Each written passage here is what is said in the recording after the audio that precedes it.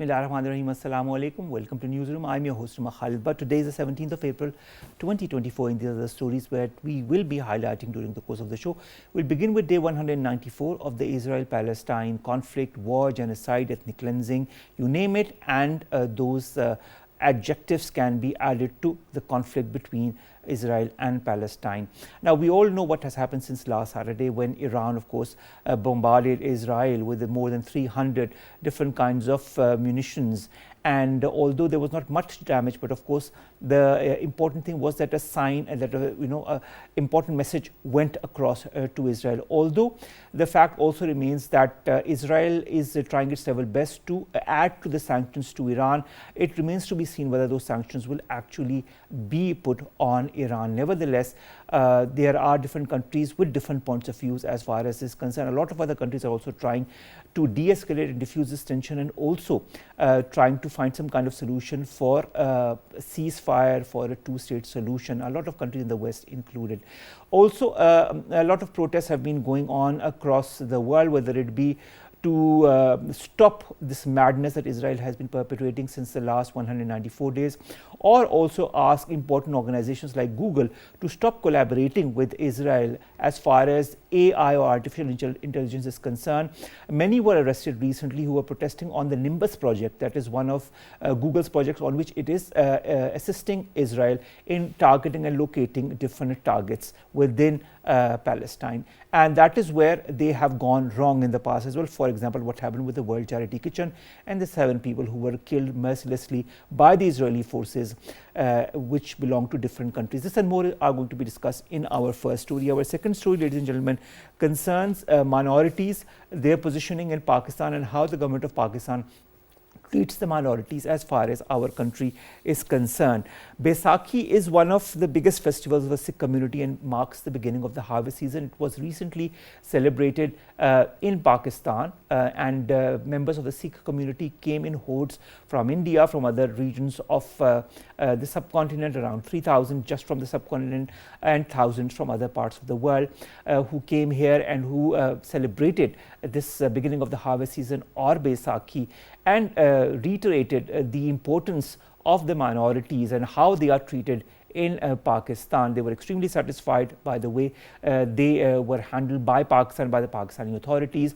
And for the very first time, many different ambassadors from important Western and Eastern countries also took part in these Baisakhi festivals. We will be highlighting the importance of minorities, that is part of the flag of Pakistan as well, the white, and how the West and other countries across the world and their representatives perceive Pakistan's handling and the way it treats its minorities. This will be our second story. Then we are going to talk about Pakistan that tops the world as far as hepatitis C infections is concerned. An alarming report that has come from the World Health Organization indicates that Pakistan has had the highest number of viral hepatitis C infections in the world, around 8.8 million. That is a staggering number, and accounts for 44% of the new hepatitis C infections that are attributed to unsafe medical injections. Even in this day, a lot of unsafe practices do happen in certain places in Pakistan. That needs to be curbed. Secondly, and our last story concerns half of the world's 76 poorest nations are experiencing a widening income gap. This as far as a report by the World Bank that came out on Monday says. Now, half of the world's 75 poorest countries do experience this income gap, with the wealthiest economies for the very first time in this century in this historical reversal of development. The difference between the per capita income in the poorest countries and in the richest has widened over the last 5 years. The reasons behind will be discussed in our last story. Let's begin with our first, and that concerns day 194 of Israel-Palestine conflict, genetic, the ethnic cleansing, and of course the war crimes that are going on. Also, the fact that there is increase in tensions in the Middle East because of the Israeli bombardment of Israel, and while the world waits for the reaction by Israel, what kind of reaction it is exactly going to come out with. We've been joined by Dr. Saira Abbasi. She's an international relations expert, joins us in the studio. Thank you very much, Dr. Saira, to have joined us.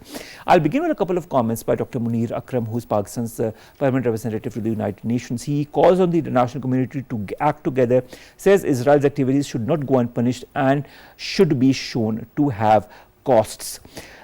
How important has been the role of the United Nations as far as this whole conflict is concerned? We are day 194. And in your point of view, why is there an unprecedented disregard for global consensus by a single nation when we have seen that there has been a resolution that has been passed, and also by the International Court of Justice, that calls on Israel to stop its any acts that could be termed genocide? Thank you very much for having me, Omar. Very interesting program contents, I must say. Ambassador Munir Akram, he made a very valid assessment regarding the role of international community. Unless or until there is no proactive actions taken by the international community, and particularly United States of America, nothing could be achieved in the region and in the Palestine and between Israel and Palestine. Now you said that why there is disregard of the international bodies and why nothing could be happened. That is again because no tangible action has been taken.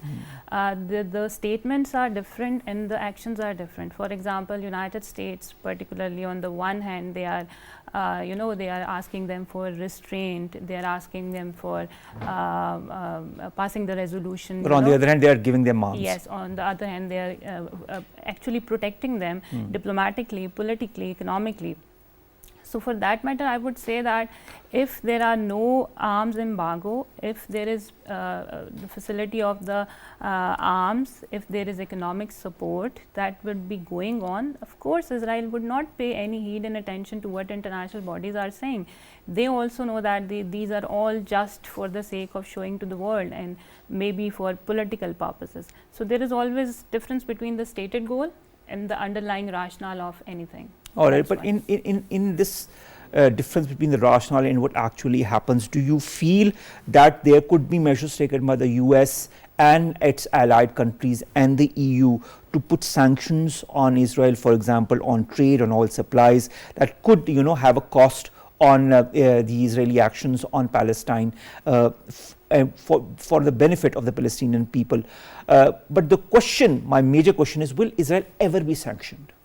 Frankly, I don't see any possibility of that, because we all know that Israel is the major ally of the United States in the Middle Eastern region. So they would not take any policy or any action that would that would undermine them or that would go against the wishes of the Israelis at the first place. Secondly, if we know that they are giving them diplomatic, economic and military cover all since this Palestine conflict has started, and even before that, since many years and decades. So I think if United States would be sanctioning, so that would also mean that for many decades United States had been following the wrong policies, which led to the turbulence in the region. So for these two reasons, I don't see, if you see the patterns of the US, its policies, I don't see. All right, Dr. Saira, also we come to a point that we've discussed many times in the shows as well, and that is the two-state solution that Munir Akram has also highlighted while addressing the United Nations, saying that this is the only sustainable and viable option. At the same time, we also know that Palestine has put a resolution in order to become a full-fledged member of the United Nations, for which also there is a certain opposition from certain quarters. US Ambassador to the United Nations Linda Thomas-Greenfield says she does not see a UN resolution recommending the Palestinian Authority to become a full UN member, helping to lead to a two-state solution to the Israel-Palestine conflict. At the same time, she says that Washington supports this two-state solution and was working on the ground to get it in place. How do you see these statements? Aren't they a little bit contradictory? Too much contradictory and too much hypocritical, I would say. Like I mentioned before, that what they are saying for their political purposes, like what are their stated goal, are different, and what they actually want are different. And of course, they would not take any kind of policy which would undermine the Israelis' wishes. They actually want to appease their client state in the Middle East, and they would not take any kind of any sort of action or policy. So on the one hand, of course, they have to satisfy the world also, and the world public opinion also, and their own domestic American Arab nationals, because the election is going to take place. So they would play very strategically, tactfully, diplomatically how to appease Israel at the same time, and how to maintain their kind of domestic politics in hand and their people in hand. So these are very hypocritical. Well, it's also very delicate balance, and I'm sure the public in the United States understands the true perspective or the true mentality of how the government is moving forward. Little progress has also been made as far as the Palestinian statehood is concerned, coming to this two-state solution. In 1990s, there was the Oslo Accord that was signed between Israel and the Palestinian Authority. Now, the Israel's UN ambassador Erdogan says that the Palestinian Authority has not met the required criteria for statehood, quote unquote. What are the obstacles that the Palestinian Authority has, or Palestine has, in order to achieve this so-called statehood? And is there a genuine desire, in your point of view, by the United Nations Security Council for Palestinian statehood? There is lack of political commitment. The world leaders and the UNSC are also divided. Then the world leaders also do not have any commitment. There are political interests, strategic interests, for that matter, of course, that could not bring the fruitful outcome of whatever they say, or they opt for, or they are saying on the surface. Secondly, I think what I would say that the obstacles as far as is concerned is about the two regional states also, like Hamas, the Palestine and the Israel. They have adopted very hardline policies, both, and Israel is more offensive in the nature. So we have seen that. Yes, and unless or until the Israelis and the Benjamin Netanyahu do not bring any soft policy, and to because you cannot get into the negotiations and diplomatic process unless or until you get away from the hardline policy, and then you try to be flexible in negotiations. That is why I think this is the major obstacle in getting the fruitful outcome of whatever. All right, Dr. Saira, another thing is also the politics, because nationally in Israel also there's a lot of issues. Netanyahu is facing a lot of opposition from his parties and from the people who say that they have not yet brought the captives back, who are under capture by Palestine, and then of course there's the opposition that wants to gain power. So there's a lot of that as well, and we see a lot of right wing or extreme right wing gaining more and more popularity in Israel with passing by. Now, Israel's army chief also vows a response to Iran's unprecedented attack on the country. What kind of response are we expecting? We are seeing a new era of confrontation and contestation between the two states. Previously, the exchange of such activities and hostilities were going on, but the nature was different. I mean, there was no direct attack made by either Israel, or even Israel was doing in Syria, but not like they were targeting the military installations. They were not targeting the, because targeting a consulate is something, according to the Vienna Convention. It goes against it. Yes, you cannot attack a consulate or an embassy. Yes, it is taken as an attack on a sovereign state, because embassy is regarded as a sovereign territory in a foreign capital. So that was a direct attack. So that was also a provocation by the Israel, so that it can widen the conflict, and by widening the conflict, of course, it wanted to achieve a lot of things. For example, the pressure that was put on the UNSC upon the Israel to to settle down the conflict and to maintain the ceasefire, and gradually to then widen the ceasefire also. So at the first place, of course, they wanted to get away from that pressure, that international pressure that they had faced at the United Nations Security Council. And secondly, what was the question? I was just saying, what kind of response are we expecting from Israel? Yes. So this is, I was mentioning that this is a new era of confrontation. So now there is direct confrontation, but we have to see that if there would be a response by the Israel towards Iran, that would be a very grave situation that could grapple the region into the war. Because and Iran has said that if it does the slightest reaction to what it has done, the reaction from Iran would be even greater and stronger. Yes, so that means that it would grapple the whole region. And I was saying that it's a new era of confrontation, but you have to see that Iran still, while dropping the 300 drones and missiles, still they were cautious. They not to attack any public place, or so that there could be a minimum of casualties or no casualty at all. Yes, they were very limited. Their attack was very limited,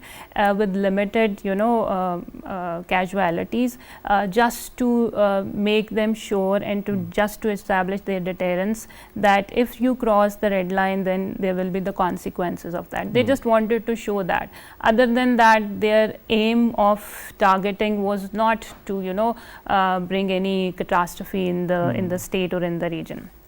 So, but if Israel, and they have made it very clear that it's concluded, and before the attack they also informed the Israelis. So that means that was very calculated, just they wanted to give a response. Well, anyways, the US says it wasn't informed by Iran as far as that is concerned. But I'd like to also add to what the Israeli military says. It says it will not be distracted from its war against Hamas in Gaza. The United Nations is also saying time and again, we have seen the number of casualties that are increasing with every passing day, the number of injured, the number of the deaths are more amongst women and children, and also there are a huge number of missing persons who we feel are still buried under the rubble or have presumed dead.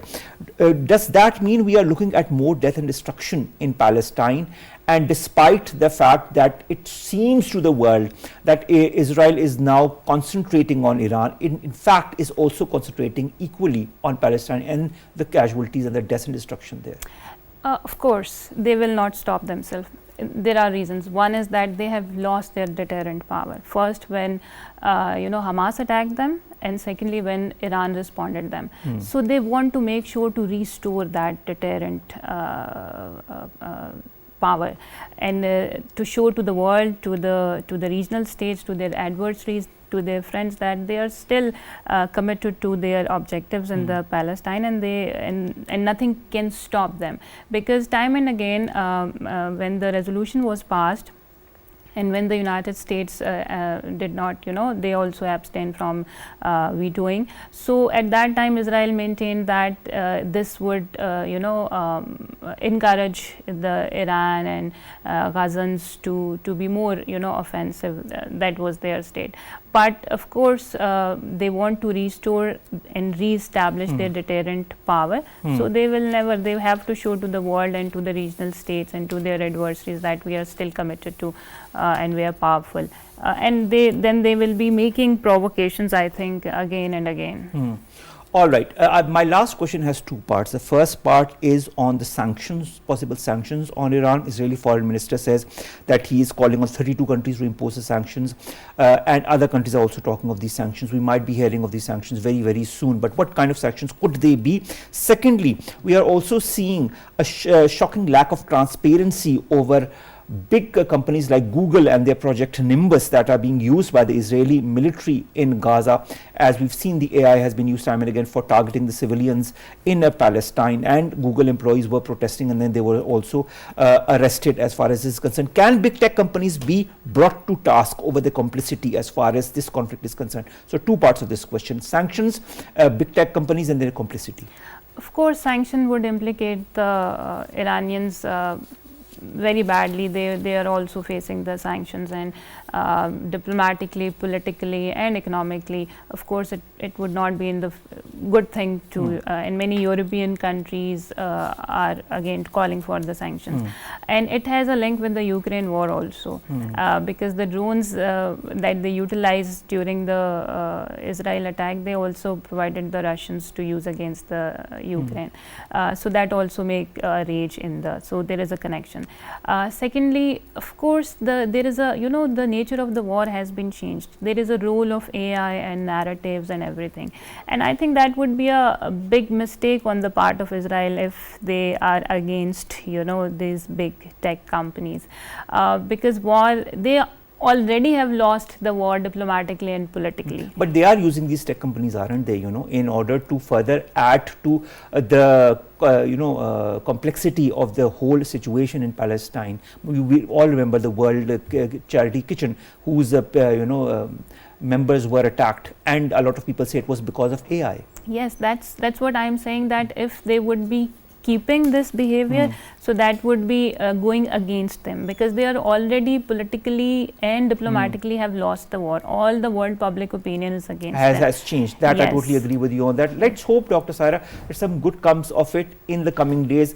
We will also look forward to what the sanctions are. Only political prudence would be de-escalating the situation. And I would must say that if the crisis in the Middle East are not handled prudently, then of course that would bring a grave situation for the regional but the global peace.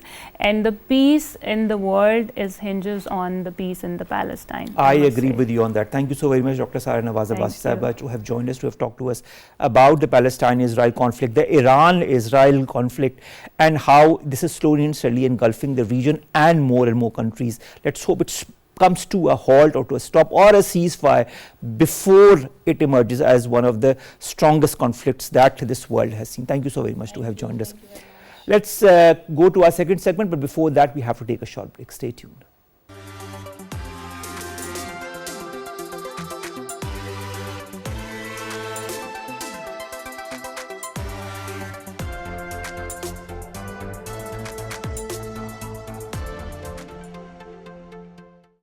Welcome back.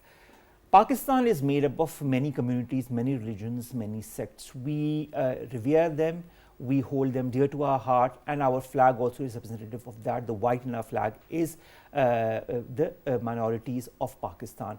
We have tried our level best to give them all the different freedoms possible, whether it be the freedom to exercise their religion, whether it be the freedom to exercise their traditions and their cultures as per their generations and their cultures and their religion and their sect is concerned. This is what Pakistan has always done.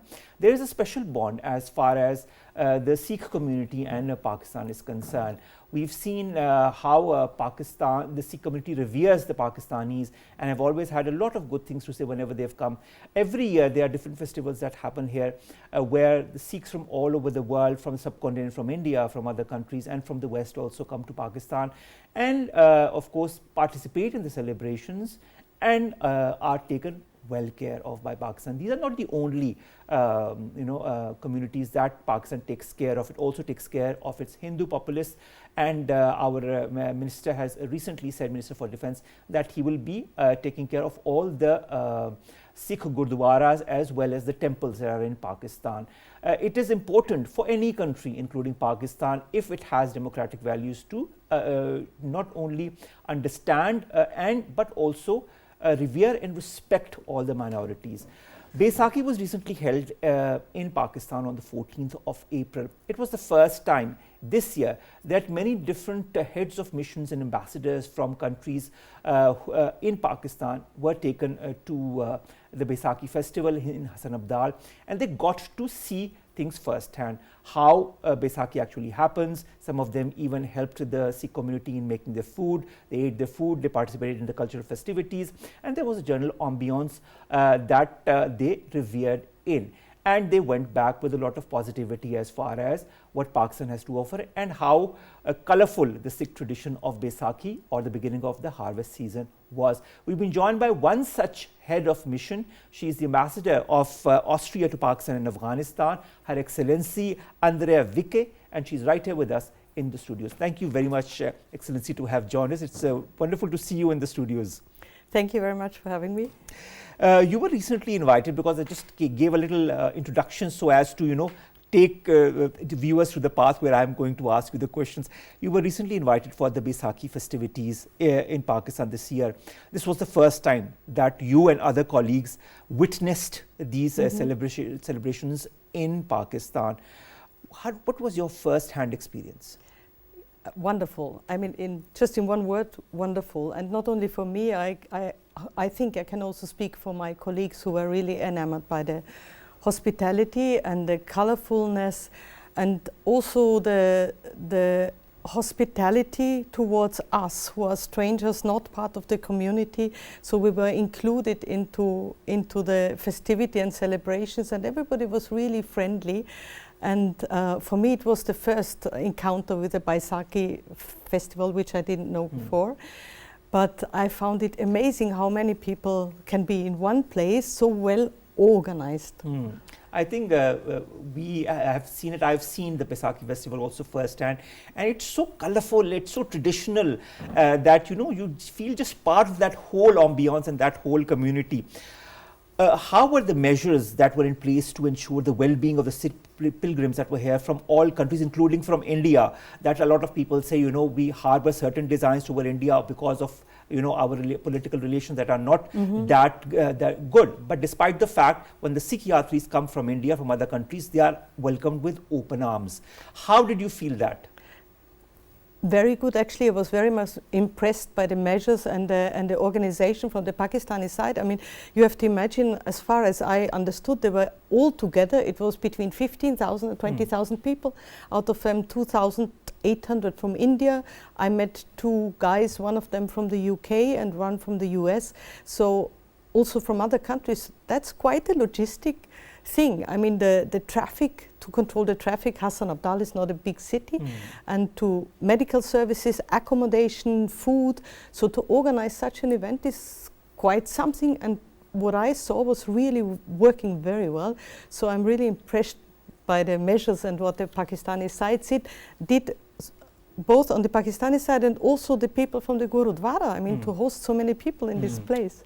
I think it's extremely important to witness it firsthand, because A, you get to see how Pakistan treats its minorities. B, you get to see how Pakistan treats those who come from different countries, and how they are welcomed with open arms, and they are allowed to go and do whatever cultural festivities they want to undergo in the country. And I think that is very important for any country that calls itself a democracy, and I'm sure you understand that, being from one country yourself. We've also, Excellency, been joined by Mr. Ramesh Singh Arora. He's a Minister of Punjab for Minorities and the President of Pakistan Sikh Gurdwara Prabandhak Committee.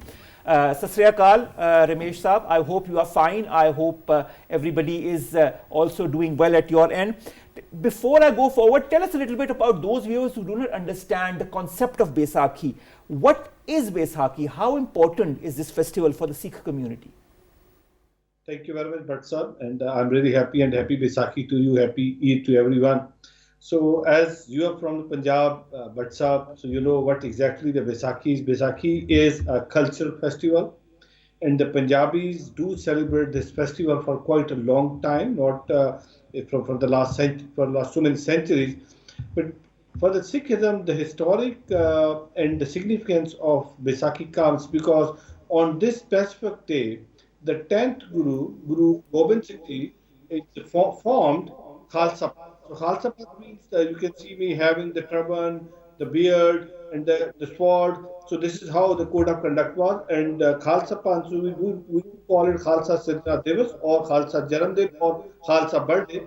So on 1699, 14th of April 1699, this Khalsa Panth was formed by the 10th Guru Gobind Singh Ji. So that's why in Baisakhi, the Sikh community, they do celebrate Baisakhi as well as the Khalsa Janam. And I'm really thankful for the diplomatic community. My friends came from different embassies, high commissions, living in Pakistan. Like one of my sister, Andrea, she's sitting with you, and this is her second visit to any Gurdwara. First time she came to Gurdwara Kartarpur Sahib along with her family, and this time she came to Gurdwara Panja Sahib Astabdal along with the family. So I really consider that such sort of interfaith harmony events should be conducted. So the people living outside the Pakistan and living inside the Pakistan, so we come together and celebrate such events jointly.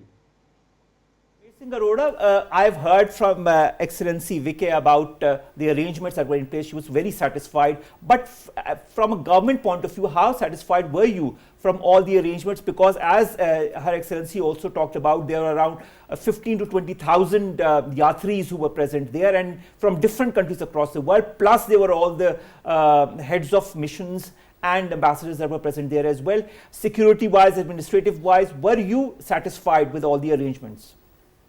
Certainly, I am satisfied with the arrangement because I am part of the system. I am the member of Punjab Assembly as well as the Minister for Minorities from Punjab, also holding the position of Pakistan Sikh Gurdwara Prabandhak Committee as President. So we are working for this festival for last couple of months, and certainly when our government took charge and the Honorable Chief Minister of Punjab, Nawaz, when she took over the charge as Chief Minister of Punjab, her first statement was that minority is very near and dear to me, and to give them sense of ownership, sense of protection is my first principle and my first core objective, that I will serve the minorities in Pakistan.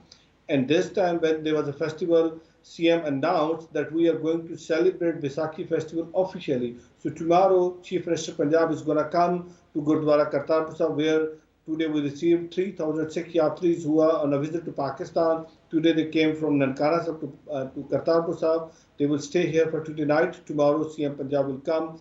She will spend the day with devotees, with the visitors. She will meet with them, interact with them, sit with them, will take langar, will go and harvest the wheat crop. Because Kartarpur Sahib is a place where the first Sikh master, Guru Nanak Dev Ji, stayed here for last 18 years of his life, and now we do have Kartarpur corridor, and people from India come every day. They pass the Kartarpur corridor. Her Excellency, Excellency Andrea were here along with the family, so she knows about the Kartarpur. So that's the way we are going to give a sense of ownership, sense of protection to the minorities living in Pakistan, and the government of Pakistan and the government of Punjab. We are determined to give more safety, security, ownership, protection to minorities, because this is our prime objective, to give sense of protection to the minorities. There is a negative perception about Pakistan that the minorities are not safe. So it's much more better that if you ask from the diaspora and the Indian devotees who are on a visit to Pakistan, you will listen a lot of things about the Pakistan. Exactly. And I've met many of them, and they've always been very, very satisfied. Stay online with us. Excellency Andrea, Wicke, you've been in Pakistan since October 2022. Ramesh Singh Arora talks of ownership, of protection of the different communities, including the Sikh community. During your séjour, during your stay in Pakistan, how have you experienced this atmosphere of religious harmony and inclusivity in Pakistan? Do you feel the presence of religious freedom in our country? I've been around the country quite a lot because I'm very culturally interested, and I love to see cultural places, important places, religious important places, historical places. So I've been around a lot, and wherever I came, be it the wonderful shrines, I was in Ud Sharif, in Multan, in Baba Bulle Shah's shrine, very precious, Khatas Raj, Kartarpur, as was just said. So wherever I was so warmly welcomed and like taken part of the family. Everybody looked after me. And I had also experiences like in Khatas Raj. I saw some Muslims visiting the place, and they were so respectful towards the place as if it were their own. So I liked this very much. And when I was in Baba Bulle Shah's shrine, by chance, there was one Sikh, and also very respectfully treated the place. So that was quite a good example for me, what I see in day-to-day life. And I think also from the side of the government, I think they tried to do a lot to make a peaceful living together possible, and they put in place many measures, like also the Chief Minister Nawaz was saying about the Sikhs. I think that was very precious and very much to the point. And now they're also going to observe Baisakhi as an official festival as part of of Pakistan as well. Excellency Wicke, your country also, your constitution provides for the freedom of religion. The status of religious organization is governed by the 1874 law on recognition of churches and by the 1998 law on the status of religious confessional communities, which establishes the status of confessional communities. How important are minorities for you, for your country, for your government? Are there any Sikhs present in your country, and what is the status of the minorities in Austria? So the law you were quoting in the beginning is from the Habsburg Empire, and the Habsburg Empire consisted of minorities because we were a conglomerate of different different languages and ethnicities in general. Then we were, after we were reduced to Austria, we still had this law in place, and we still have it today with some additions, and there's religious freedom for everyone who can practice his or her religion as he wants to do. And we have a Sikh community which is also quite visible because of the of the outfit and the turbans. The beards and the turbans. Exactly. Beard is a little bit less, some have, but the turbans are always there. So that was that they are there, and they also have the community and the festivals in Austria, but I've never been invited to the festivals in Austria. But you were invited here in Pakistan. I had to come to you, yeah. All right. How do you feel Pakistan as a safe place for minorities living in it? I would say it's kind of a mixed bag. I mean, many minorities, many religions, I see the Christians going to the churches, the Hindus to the temples and wherever. I think it's basically working, but it's some regions there might be problems, and also in some circumstances. In general, it's working. The government is doing his best and her best, as Mariam Sharif now, to support this and foster this. But of course, there are always problems, and historically there might be more. Although I'm surprised because your minorities are very few. We have percentage-wise, our minorities are much bigger than yours. So percentage-wise, they're not very big. All right, but nevertheless, they are given their rights to exercise their freedom of religion, go to their temples, as you said, their churches and their gurdwaras, and I think that is very important to not impose any restriction as far as the minorities are concerned, because at the end of the day, they are part of Pakistan, they are part of our country, and they need to be given the rights as enshrined in our constitution as well. Ramesh, Singh, Arora, President Asif Ali Zardari, Prime Minister Shehbaz Sharif Saab also felicitated the Sikh community on the celebration of the Baisakhi festival. They talked about the contributions that were made by the minorities in the progress and development of the country, and how Pakistan and its government is committed to safeguarding the rights of the minorities. Also, Federal Defence Minister Khaja Asif, who was the chief guest on the 14th of April at the Baisakhi festival in Hassan Abdal, also talked about the significance of not only hosting foreign pilgrims but also highlighted Pakistan as a peaceful and an inclusive nation. How important are these comments, and how important is Pakistan's genuine desire to safeguard its minorities and give them all their rights? Look, but the Constitution of Pakistan clearly depicts that every citizen of the state has equal rights. So it means that the state gives equal rights to everyone, and that's why the Sikh community living in Pakistan, although in numbers we are very small, not more than 40 to 50,000, and we are scattered across the country. Like some of us are living in KPK, some of us living in Punjab, and then Sindh and Balochistan. But from anyone, if you ask the question, how you are feeling in Pakistan, the answer would be, the reply would be that we are very much safe and we are considered as a privileged minority. That is why the President of Pakistan, the Prime Minister of Pakistan, the Defense Minister, the Chief Minister of Punjab, everyone gave statement and gave congratulations on this day of Baisakhi festival. Like I told you earlier, that this time I invited the diplomatic community, like my sister sitting with you, and then from the UK High Commission, from the Hungary, Australia, Malaysia, Nepal, some other just to come and witness how do we celebrate our festivals when we come together. Like there they saw the Muslims, the Hindus, the Christians, the Sikhs, and those who do not profess any religion. So everyone is there and they were celebrating. So that's why I do call it that the Pakistan is a safer place for the minorities. As the Excellency said, there are certain issues. Doesn't mean, I can't say that there are no issues, there are certain issues. But the major point is either the government of Pakistan is determined, it's committed to resolve those issues, to address those issues. The answer is yes. And there's no state-sponsored discrimination for the minorities. State considers everyone citizen as an equal citizen of the state, and that's why they give them a sense of protection. This month, like we celebrated Holi, and This month we celebrated Easter, this month we celebrated Eid, this month we celebrated this time Baisakhi. So you will see the Chief Minister of Punjab giving everyone due respect. So she was there to celebrate the Easter with the Christian community. She was there to celebrate the Eid with the poor segment of the society, with the poor people, with the special kids, special children. Tomorrow she is going to come to celebrate Baisakhi with the Sikh community. So it means the Chief Minister and the Prime Minister, they carry everyone, and this is the basic principle of my party, because the me and Nawaz, who is head of the party, we always talk about that we should give more and more attention and sense of protection to the minorities, because they are the equal citizens of the state, and that's why I'm really thankful to the government of Pakistan and to the government of Punjab that they look after the minority and they give them their due respect. Thank you so very much to have joined us, Ramesh Singh Arora, Punjab Minister for Minorities, and of course doing so much for the Sikh community as far as Pakistan is concerned.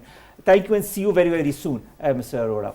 Coming back to you finally, Excellency Andrea, Wicke, how do you envision the role of events like Baisakhi to shape perceptions about Pakistan's cultural diversity, its respect and religious tolerance towards minorities on the world stage? Does it need to be highlighted more often and strongly? Yes. Yes, I think if you do some good, you should make a little bit of noise about it. So if you want my input on that, I really liked it. I was impressed, as I said, by the organization. I'm by the smooth working and by the happiness of the people and the colorfulness. So why not invite a foreign television station or a documentary to just take the film, shoot the film, do something about it? You have to make a little bit of more of noise about it and show it, because it's absolutely worth it. I mean, the pictures on my mobile I showed and sent to my family, everybody was very much impressed. And also about the habit of Seva, by serving the people, like the selfless service in the Sikh culture which you have. That's something that nobody knew, so that's something that should really be shown as part of the heritage and culture in Pakistan. That is so true, and I hope that your advice will be well taken by the concerned authorities. Excellency Andrea, Wicke, thank you very much to have joined us. Kindly stay with us for a little bit more till we finish the show. Let's come to our last two stories very, very quickly, ladies and gentlemen. The first is not that great a news. Pakistan tops the world as far as hepatitis C infections is concerned. There is a report that has come from the World Health Organization that indicates that Pakistan has had the highest number of viral hepatitis C infections, that comes to around 8.8 million and accounts for about 44% of the total hepatitis C infections attributed to unsafe medical injections. In the previous years, it was Egypt that was reported to have the highest number of hepatitis C and B cases, followed by Pakistan. Now Pakistan tops the list. We need to do the needful, take the necessary measures in order to curtail that. And of course, the measures are small but need to be effectively placed across the country. Finally, half of the world's 76 poorest nations are experiencing widening income gap. That has been said in a recent report that has come out from the World Bank, which shows that the richest people and the poorest people are, there's more of a gap that is coming between them. The poorer are getting poorer and the richer are getting richer. And this has widened over the past 5 years. There are different aspects, different reasons for this, whether it be climate change, whether it be COVID, whether it be other geopolitical or geostrategic issues. But the fact remains that the world needs to do the needful in order to stop the widening of this gap. We need to have a homogeneous society across the world, whether it be in the developing or in the developed worlds. We need to shorten the gap as much as possible for the world to at least continue to live comfortably in the coming decades and centuries. With that, ladies and gentlemen, we come to an end of today's news, and we'll see you inshallah tomorrow with news stories and segments that pertain to us, you in Pakistan. Stay safe. Allah Hafiz.